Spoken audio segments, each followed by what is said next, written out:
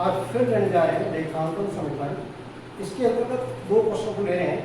इसमें आपको फर्स्ट जो प्रॉब्लम आता है श्रेणी और जनरल एक साथ लेंगे या इसको कंडीशन या एंट्रीज आप कर सकते हैं और उसके बाद में कौन से एसेशन कौन सी लाइबिलिटी है ये क्वेश्चन को आप देखिए।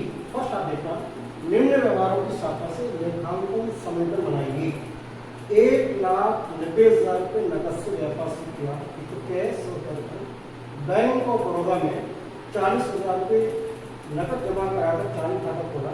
इसमें आपका एक अकाउंट रहेगा बैंक अकाउंट और कैश अकाउंट बंद होगा। 50,000 रुपये का माल खरीदा, नकद पेमेंट की आपने 40,000 रुपये, चेक से पेमेंट की आपने 10,000 से। उधार माल खरीदा, ये गोपाल आपका लेनदार है और स्टॉक 40,000 रुपये की लागत का माल 50,000 रुपये श्याम उधार लेता। इसके अंदर आपका एक एसेट आ जाएगी डेटर्स। तो गोपाल को भुगतान किया 40,000 रुपये नकद, 18,000 रुपये चेक, जबकि 2,000 रुपये भत्ता मिला तो भुगतान में। कंप्यूटर खरीदा 20,000 रुपये का, वेतन की चुकाई 5,000 रुपये।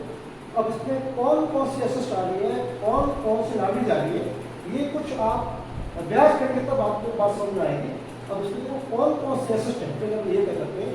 एक तो आपका कैश, उसके बाद में बैंक 2, फिर आपने उधार माल बेचा आपने डेटर्स, फिर आपने कंप्यूटर खरीदा है तो ये और स्टॉक, ये कुछ एसेट जो आई है इसके नाम दे रहे हैं। यहाँ पे लो journal entry, journal entries, cash, stock, cash के बाद बैंक लीजिए, बैंक अकाउंट आपने, स्टॉक, डेटर्स देनदार,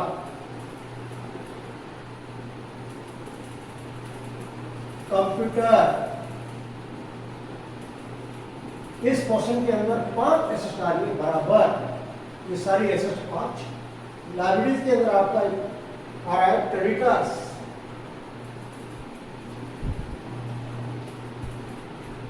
और कैपिटल।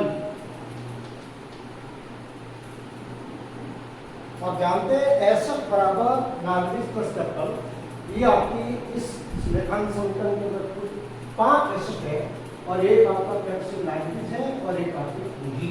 अब देखना 1,90,000 रुपये नकद से पास हो गया। फर्स्ट एंड बनेगी cash account here to capital account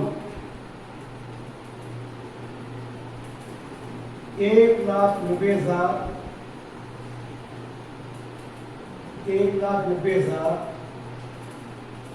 cash बढ़ा 1,90,000, पूंजी बढ़ी 1,90,000। दो चीजें प्रभावित हो रही है। कैश अकाउंट क्या बता, व्यापार में कैश आ रहा है, व्यापार के स्वामी ने जो अपने व्यक्तिगत साधनों से धन जुटाया बिजनेस को, व्यापार को 1,90,000 रुपये पूंजी, बाकी का टैक्स बराबर। ये 5 एसेट है, इन दोनों के इक्वल होगा हमेशा, कैपिटल एंड लायबिलिटी बराबर होगा। नंबर 2, बैंक ऑफ बड़ौदा में 40,000 रुपये जमा कराकर चालू खाता खोला। अब यहाँ देखना 40,000 रुपये का आपने बैंक अकाउंट खोला है, बैंक अकाउंट दिया तो कैश, बैंक आने वाला है और कैश गया। बैंक अकाउंट दिया टू कैश अकाउंट, अमाउंट 40,000, 40,000। अब यह देखना बैंक अकाउंट खुला, बैंक बैलेंस आपको बढ़ेगा, एक एसेट बढ़ी, बैंक में 40,000 और कैश घटा 40,000। व्यापार में जो कैश था 1,90,000, उसमें से 40,000 से आपने एक करंट अकाउंट ओपन किया, बैंक बड़ौदा में खाता खोला, तो कैश घटा 40,000, बैंक बैलेंस आपका बढ़ जाता है 40,000। बाकी के संपत्ति जाति प्रभावित नहीं होता। बस अब आप बीमारी नया से निकालिए।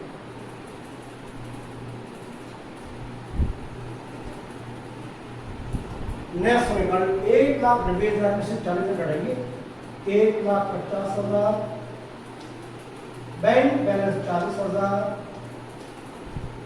डैश डैश डैश डैश और कैपिटल रही आपकी 1,90,000। नंबर 3, 50,000 रुपये का माल खरीदा, उसमें से पेमेंट क्या करें, नकद 40,000 रुपये, टैक्स से बनेगा 10,000 रुपये। एंट्री करेंगे परचेज अकाउंट दिया, परचेज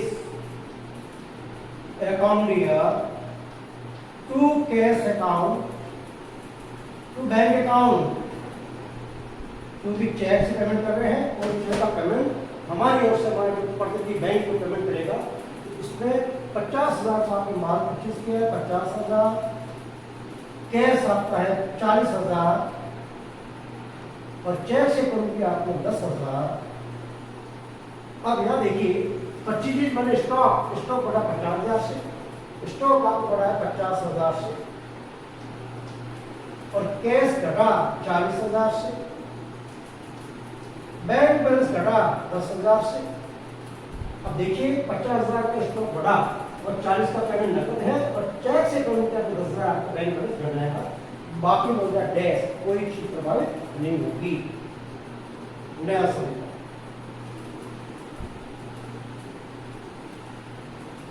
ये आपका न्यू इक्वेशन है, यहाँ भी लिखो न्यू इक्वेशन, ये आपका न्यू इक्वेशन है।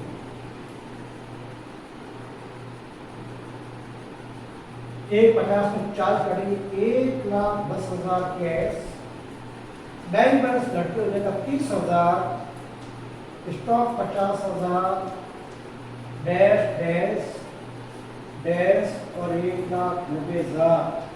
हर समीकरण में आप योग संभाले जितने एक्सेस को उतना लागत होगी, 1 + 30 में 40, 50 से रिपीट और 1 रिपीट, यहाँ पे आप 50, 40 रिपीट। नंबर 4, उधार माल खरीदा गोपाल से 60,000 रुपये का, परचेज अकाउंट दिया, परचेज अकाउंट दिया तो गोपाल आपका क्रेडिटर्स है, ये क्रेडिटर पोस्ट में लिख रहा हूँ। अब खरीदा आपने 60,000 का, परचेज अकाउंट 60,000 और तो गोपाल 60,000। अब यहाँ देखना परचेज मैंने स्टॉक बढ़ा 60,000, स्टॉक 60,000, क्रेडिटर्स 60,000, कर्जा बढ़ा गोपाल के नाम से, तो यहाँ टैक्स में आएगा, बाकी टैक्स। अब फिर समझे आप परचेज अकाउंट दिया, स्टॉक बढ़ा आपका 60,000 से, तो 60,000 आपका परचेज स्टॉक और 60,000 रुपये आपको चुकाना बाकी, इसको बोलते हैं लेनदार, क्रेडिटर्स। नया समीकरण 1,10 कैश में कोई चेंजेस नहीं, बैंक बैलेंस में कोई चेंजेस नहीं,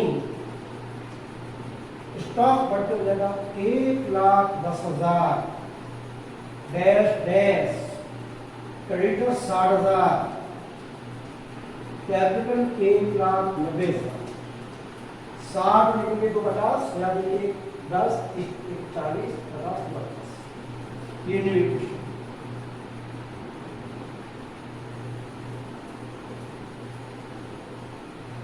नंबर 5, 40,000 रुपये की लागत का माल 50,000 में श्याम को उधार बेचा है। यहाँ एंट्री श्याम दिया, श्याम आपका डेटर्स है, डेटर्स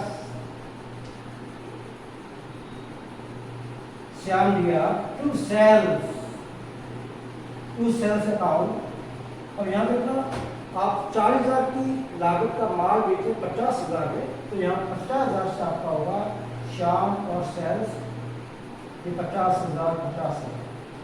अब यहाँ 40 की कॉस्ट है, बेचा 50 को 10 का लाभ हो गया, लाभ का सीधा असर होगा पूंजी पर। तो 40,000 की कॉस्ट है हमारे, 25 लागत मूल्य है हमारा, वो बेचा आपको 50,000 की उधार है, तो 10,000 का लाभ सीधा पूंजी बढ़ेगी 10,000 से, पूंजी प्लस होगी 10,000 से, लाभ हो गया। अब आप यहाँ देखना स्टॉक घटा 40,000 से, स्टॉक माइनस 40,000, देखिए आप 40,000 की कॉस्ट है जिसको बेचा तो 50,000 है, 10 का लाभ हो गया और आपकी संपत्ति बड़ी श्याम है देनदार, डेटर्स हो जाएगा 40,000, डेटर्स 40,000, सर डेट्स आपको हो जाएगा 50,000, क्योंकि आपने 40,000 की लागत का माल बेचा 50,000 है, इस आपके डेढ़ लाख में ग्राफ प्राइस हमारा बढ़ेगा 50। डैश डैश नया समय एक 10 कैश में कोई चेंजेस नहीं, बैंक बैलेंस में कोई चेंजेस नहीं 30,000, स्टॉक घट के 70,000, एक 10 में 40,000 लगाया हमने, और डेनदार बढ़ के रहेगी 50,000, कंप्यूटर डैश पैटर्न 60,000, पूंजी बढ़ के रहेगी 2 लाख, 1,90,000 थी और 10,000 का लाभ हो गया माल बेचने से, पूंजी बढ़ी, लाभ से नफा पूंजी बढ़ेगी। नंबर 6, गोपाल को भुगतान 40,000 का नकद, 18,000 का चेक, जबकि 2,000 हमको बढ़ता मिला। अब याद रखना गोपाल से आपने जो माल परचेज किया था उसमें आपने 25 मेरा गोपाल, अब 60,000 का पेमेंट कर रहे हैं, गोपाल दिया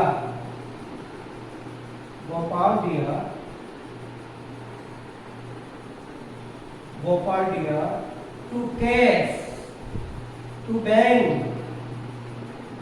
टू डिस्काउंट। देखिए आप गोपाल को पेमेंट कर रहे हैं 40,000 नकद, गोपाल को डेबिट करेंगे 60,000 से, क्योंकि आपने गोपाल को सीआर किया था 60,000 से उधार माल परचेज करते समय। अब पूर्ण भुगतान में पेमेंट कर रहे हैं नकद 40,000, कैश में आपकी 40,000, बैंक 18,000, और डिफरेंस आपका 2,000 है, डिस्काउंट हो जाएगा क्योंकि लाभ है, लाभ से पूंजी बढ़ेगी। गोपाल आपका क्रेडिटर्स है तो आपका 60,000 से लेनदार बढ़ेगा, माइनस 60,000, 2,000 का लाभ हो गया, पूंजी बढ़ेगी 2,000 से, लाभ हो गया एक बट्टा को मिला है, पूंजी बढ़ी आपकी 2,000 से। अब याद रखना कैश माइनस होगा 40,000 से, कैश लगा 40,000, बैंक बैलेंस लगा 18,000, चेक से कम किया 18,000, नकद से किया 40,000, लाभ हो गया 2,000, लेनदार घटे 60,000, बाकी का डैश।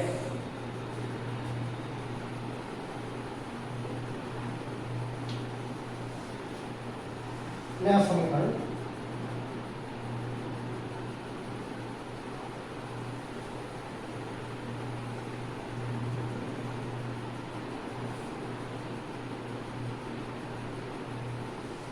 नया समीकरण देखा, 1/10 पे 40 में 70,000 कैश,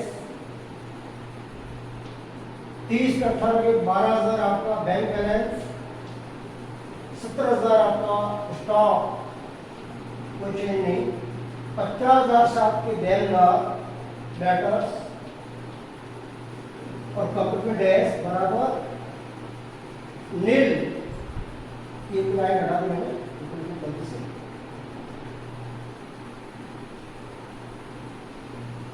डैश और 2,02,000 आपकी पूरी बढ़ी समान हो, 70, 80, 82 और 70, 52 और 50, 2,02,000, ये आपका न्यू इक्वेशन, न्यू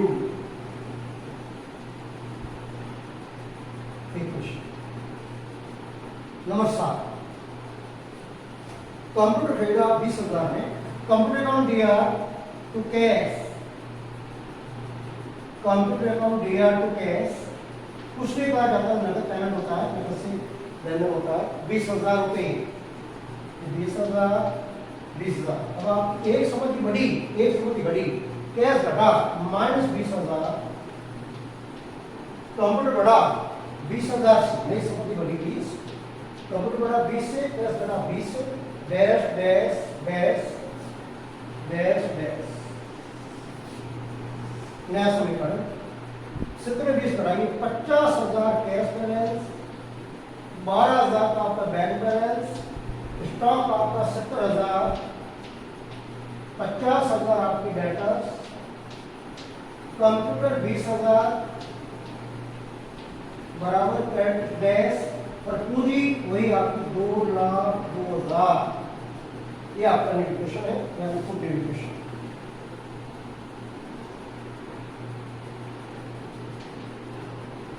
अब आपको लास्ट देखा, वेतन चुका है 5,000 रुपये, नंबर 8, सैलरी अकाउंट दिया टू कैश, सैलरी अकाउंट दिया टू कैश अकाउंट 5,000 रुपये, 5,000 कैश घटा 5,000 से, और ये आपका आय खर्चा है। आय खर्चे से व्यय से हमें से पूरी घटेगी, कैपिटल होगी माइनस 5,000, बाकी में डैश नया समूह 45, 50 में 5 बढ़ी 45,000 cash balance, bank balance 12,000, stock 70,000, debtors 50,000, computer 20,000, बराबर डेटर्स डैश, और पूरी आपकी 2 में 2,02,500 1,97,000, 197,000, 1,97,000 अब इन सबका योग कीजिए, 5 और 7 157 आएगा।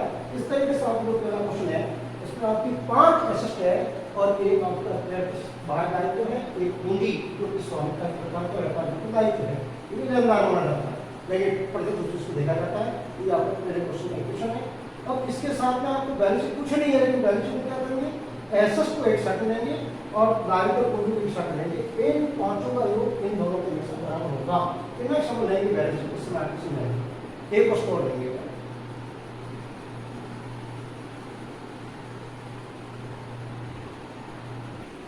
एक क्वेश्चन और लेने जा रहे हैं। देखिए क्वेश्चन पढ़िए आप, इसमें कौन से एसेट्स है, कौन से लायबिलिटी है। नकद 80,000 रुपये, भवन 1,00,000 रुपये, माल 2,00,000 रुपये से व्यापार से किया, कैश, बिल्डिंग, स्टॉक, ये तीन आपके एसेट है।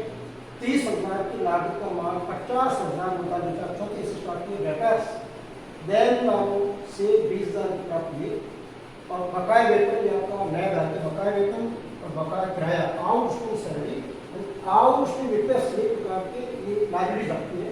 तो इसमें 4 एसेट है, एक लायबिलिटी है और एक कैपिटल। उसके बाद में ब्याज के प्राप्त, कमीशन प्राप्त, गाड़ी भाड़ा चुकाया, व्यापार के शोरूम में लीज के नकद और माल ग्रहण किया। इसमें 4 एसेट है और आपको 2 एक क्रेडिटर्स एंड आउटस्टैंडिंग जो सैलरी और रिक्वेस्ट हो, और सेकंड आपकी होगी कैपिटल। तो ये आपका है जर्नल एंट्रीज, रेखांकन समीकरण, जर्नल एंट्रीज। कैश, इसके बाद में है स्टॉक, स्टॉक, फिर आपकी है बिल्डिंग, डेटर्स मतलब डेटर्स, बिल्डिंग, आउटस्टैंडिंग एक्सपेंसेस, बकाया व्यय, आउटस्टैंडिंग एक्सपेंसेस आपका दायित्व है, और ये आपकी लास्ट होगा कैपिटल। 4 एसेट है और एक आपका दायित्व आउटस्टैंडिंग एक्सपेंसेस, जिसमें सैलरी और आपका रिक्वेस्ट का बोला है। अब यह देखो, फर्स्ट नकद से, भवन से, माल से व्यापार से किया, कैश अकाउंट दिया नंबर 1, कैश अकाउंट दिया, बिल्डिंग अकाउंट दिया, व्यापार का स्वामी, ये व्यापार डालने अपनी पसंद चीजें, स्टॉक अकाउंट दिया, to capital account, to capital account. अब यहाँ देखते हैं नकद 80,000 रुपये, ये कैश के आपके 80,000, बिल्डिंग 1,00,000, स्टॉक 2,00,000, जोड़िए आप 380, तो बिजनेस इसकी जो पूंजी मानी जाएगी 3,80,000। अब यहाँ देखें कैश बढ़ा 80,000 से, बिल्डिंग बढ़ी 1,00,000 रुपए से, स्टॉक बढ़ा 2,00,000 रुपए से, डैश और कैपिटल 380, ये डैश और 3,80,000 आपकी पूंजी हुई। इसमें 3 एसेट आ रही, कैसे कैश, स्टॉक और बिल्डिंग, तीनों को एसेट में हमने लिए। एसेट आपकी ये 2 दायित्व है, एक बाह्य आंतरिक। नंबर 2, 30,000 की लागत का माल 50,000 में उधार बेचा, डेट्स अकाउंट दिया टू सेल्फ, डेट्स अकाउंट दिया टू सेल्स अकाउंट, राशि 50,000 रुपये, 50,000, 50,000। अब सोचिए, तो 30 की पोस्ट है और आपने बेचा है 50,000 में उधार, तो यहाँ का स्टॉक घटेगा -30,000, स्टॉक घटेगा -30,000 और देनदार बढ़ेंगे 50,000 से, पूंजी बढ़ेगी 20,000 से। आप सोचिए कि 30,000 की कॉस्ट है और उसको बेच रहे हैं 50,000 के अंदर, तो 50 और 30 कॉस्ट 50 और बेचा सॉरी कॉस्ट 30,000 बेचा 50,000 तो 20,000 का लाभ होगा, लाभ से पूंजी हमेशा बढ़ेगी। बाकी में डेट्स नया समय 80,000 आपकी कैश, कोई चेंज नहीं। स्टॉक बढ़ के 1,70,000, डेटर्स 50,000, बिल्डिंग 1,00,000, आउटस्टैंडिंग कैश और कैपिटल आपकी करके 4 लाख प्लस हो गई 20,000 से 4 लाख। उनको ढूंढिए आप, ये 80 1 से 2.5 लाख, 3 और 4, ये चारों का 4 लाख है, इन दोनों का 4 लाख है। ये आपका न्यू इक्वेशन हो गया, न्यू इक्वेशन नंबर 3। देन दाम से 20,000 प्राप्त हुए, कैश अकाउंट दिया टू डेटर्स, कैश अकाउंट दिया टू डेटर्स प्राप्त हो रहा पैसा आ रहा है 20,000 कैश आ रहा है, कैश होगा प्लस 20,000, डेट्स घटेंगे आपके -20,000।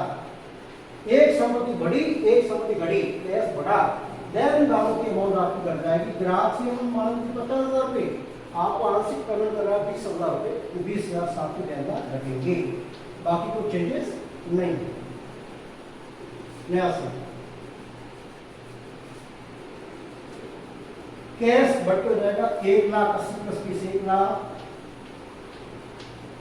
स्टॉक 1,70,000, डेटर्स घट के 30,000, 50 में 20 बढ़ाइए, पेमेंट कर दिया उसमें।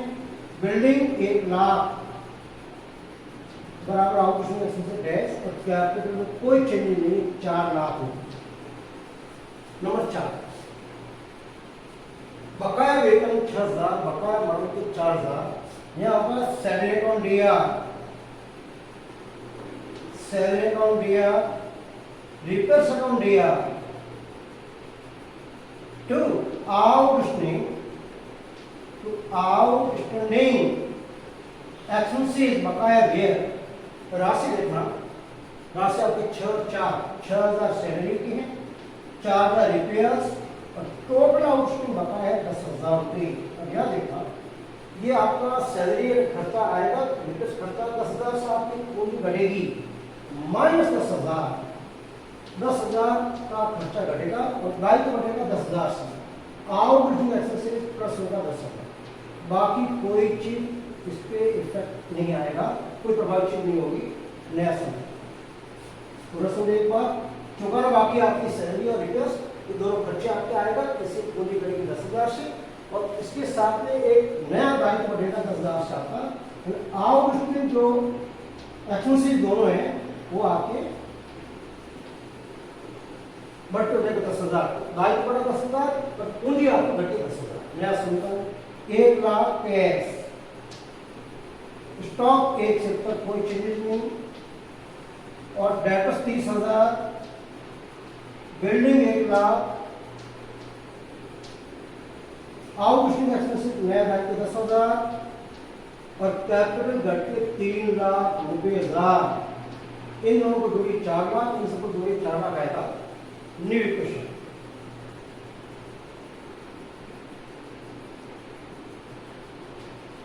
नंबर 5, ब्याज के प्राप्त 4,000, कमीशन प्राप्त 6,000, कैश अकाउंट दिया, दोनों लाभ है, कैश अकाउंट दिया टू इंटरेस्ट,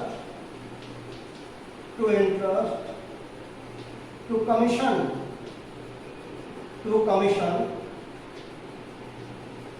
कुल आपको मिला है ब्याज के 4,000, टू इंटरेस्ट के 4, कमीशन आपका है 6,000 और दोनों प्राप्त होना 10,000 रुपये आपका कैश बढ़ेगा। तो कैश अकाउंट दिया 10,000, कैश बढ़ा 10,000 से और पूंजी बढ़ी 10,000 से, कारण 10,000 का आपको लाभ हो गया, बाकी कोई चीज इफेक्ट नहीं होगी। देखना आपको कैश आ रहा 10,000, और ब्याज मिला, कमीशन मिला, दोनों लाभ है। लाभ से आपकी पूंजी बढ़ेगी और कैश बढ़ा 10,000। यह समीकरण कैश प्रति 1,10,000, स्टॉक 170 नो चेंज, उसके बाद में डेटर्स 30,000 कोई परिवर्तन नहीं, फिर आपको building no change 1 lakh, outstanding expenses आपका 10,000 दायित्व और कैपिटल बढ़ती रहेगी 4 लाख रुपए। 4 लाख, इसका योग देखना 4 लाख आएगा वापस। नंबर 6 ये न्यू इक्वेशन।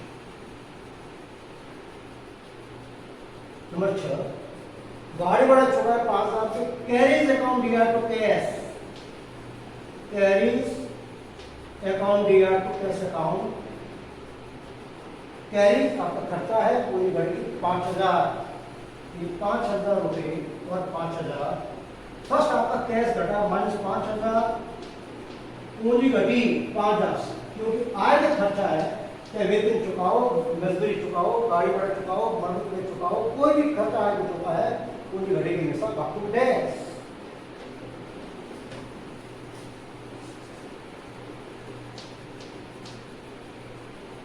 नया समीकरण 1+5 बढ़ेगी 1,05,000 कैश, स्टॉक 170 नो चेंज, 30,000 आपके डेटर्स में कोई चेंजेस नहीं, बिल्डिंग 1 लाख कोई चेंजेस नहीं, आउटस्टैंडिंग एक्सपेंसेस 10,000, पूंजी पूंजी आपकी माइनस होगी, पूंजी माइनस होगी 5,000 से, बढ़ाइए 3, यहाँ आएगा 3,95,000। देखिए इसका योग भी 1,5, 170, 2,75, 2,75 और 2 योग संभालिए 170, 270, 2,75, 3,5, 3,5 और देखो आप यहाँ से देखिए 1+170, 30, 4.6 और ये आपकी 3, 4, 5 सही है। New equation.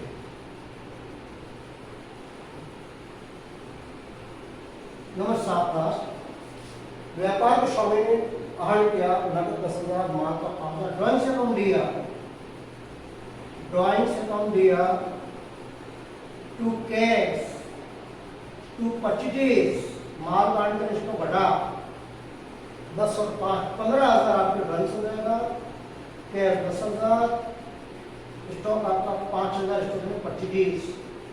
अब यहाँ देखा आपको कैश घटेगा -10,000,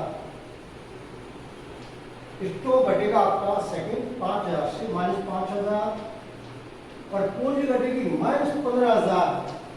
याद रखें ड्राइंग से हमेशा पूंजी घटेगी, व्यापार के स्वामी की पूंजी ड्राइंग से हमेशा बढ़ेगी। 1,5 घटाई 95,000 कैश, स्टॉक 1,65 5 घटा, डेटर्स 30,000 और बिल्डिंग आपकी 1 लाख नो चेंज, आउटस्टैंडिंग 10,000 वही और 3,95 15 बढ़े 3,80, 3,80,000 आपकी पूंजी। अब 3,80 10 3 इसका योग समारोह आएगा 3 31, 41 और 2 5 5 10 1 10 16 21 योग समाधि किया।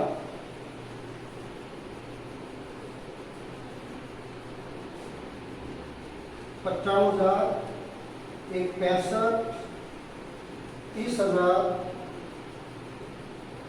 10,000, 1 लाख 1 लाख 3,90, ये 3,80 3,90 हो रहा है। इन चारों के 3,90 दोनों का 3,90 हो जाएगा। ये आपकी लेखांकन समीकरण है। यदि बैलेंस शीट बनानी चाहे तो ये आपकी 4 स्टेप है, सिस्टम ऑफ डेट्स बिल्डिंग हो जाएगा और दायित्व में आपकी 2 चीजें आएगी, आउटस्टैंडिंग एक्सपेंसेस और कैपिटल, इसका योग दोनों का 3,90 की। नेक्स्ट है अगले वीडियो में लेंगे। धन्यवाद।